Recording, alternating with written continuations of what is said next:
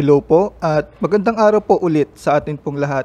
Nung nakaraan, kung naalala nyo po, pinag-usapan po natin sa video kung paano mag-apply bilang office staff sa JNT. At ngayon naman, dahil marami pong nagtatanong, nagre-request kung paano naman maging JNT Express Rider or delivery driver. Kaya ituturo namin sa inyo yung step-by-step procedure sa kanilang page, sa kanilang account, kung paano po mag-a-apply.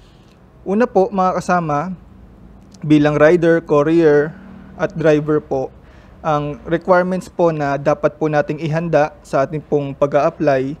Una po yung resume, pangalawa NBI clearance, pangatlo po driver's license. Yan, naka-indicate po kung anong klaseng lisensya, kung pro or non-pro. Yan po, pangatlo yung driver's license. At syempre kung rider po yung gusto pong applyan ng iba, kailangan po ng official receipt saka certificate of registration or tinatawag nating ORCR. At panglima po yung birth certificate. At panghuli ay dalawang valid ID. Kung meron na po tayo nitong mga to, pwede po natin itong i-email sa recruitment.jntexpressnwlu@gmail.com. Pero meron po silang binigay po sa atin na link para doon po tayo magsagot at diretso po sa kanilang matatanggap sa kanilang tanggapan ang ating pong mga informasyon at mga requirement. Yun pong nakikita nyo po sa kaliwa, yung kulay blue, yan yung https tinyurl.com/yc5zn5an. I-click nyo po yan or nasa baba po sa ating pong description para dumiretso po tayo sa form. Ito po yung ating pong makikita. Application information. Sasagutan po natin ito at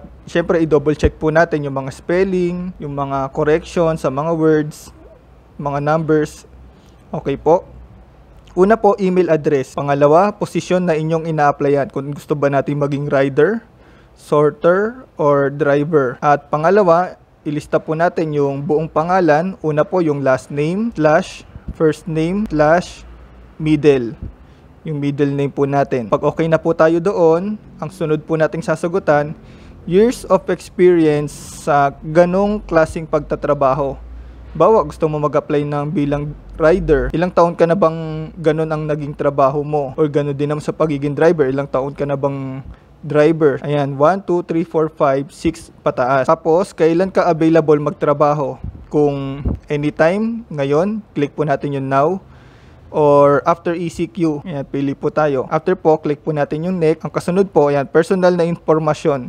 Babala, tanging HR lamang ang makakakita nito. Salamat po. Una po, yung edad po natin, age, kung ilang taon na po tayo. Pangalawa po, yung contact number. Ayan, double check po natin yan. Dahil after po ng ating pong application, tatawagan po nila tayo or magpapadala po sila ng message kung tayo po ay tanggap or ano po yung kasunod na hakbang na atin pong gawin sa ating pong pag-a-apply. Nakasunod po na tanong, yung complete address. Kung may unit, room, number po tayo, floor, building, lot, block, phase, house number, street, ayan, subdivision, barangay, city or municipality, and then province. After po nun, ayan, kung male or female po tayo. After po nun, i-click po ulit natin yung next. Ngayon po, gaya nung nabanggit natin kanina, yung mga requirements na kailangan po natin i-ready.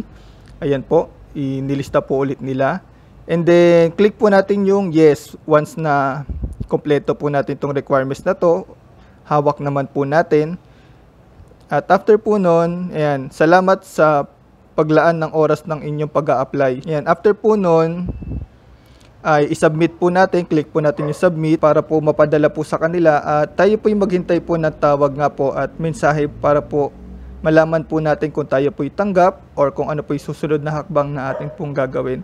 At salamat po sa Diyos sa mabuting pagkakataon. Sana po nakatulong po itong video po na ito sa inyo. At huwag po kayo mahiyang mag-comment kung meron po kayong tanong. At mag-like. At mag-subscribe na rin po. At tignan nyo po yung iba pa po natin mga video para po sa mga iba pa pong trabaho. Ngayong ECQ, ngayong may quarantine na pwede po nating ma-applyan dito po sa ating channel. At sige po, ingatan nawa po tayo mga kasama.